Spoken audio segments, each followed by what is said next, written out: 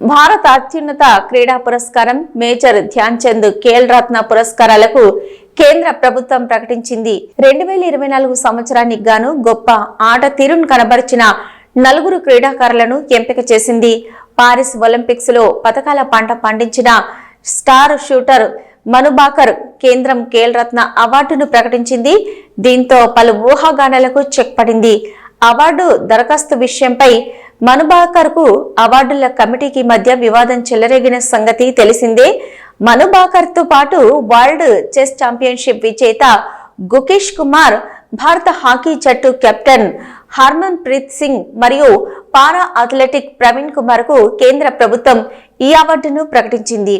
ఇక ఈ నెల 17న రాష్ట్రపతి భవన్ లో రాష్ట్రపతి ద్రౌపది ముర్ము చేతుల మీదుగా అవార్డుల ప్రదానం జరగనుంది. ఈ మేరకు కేంద్ర యువజన వ్యవహారాలు, క్రీడా శాఖ అధికారిక ప్రకటన చేసింది.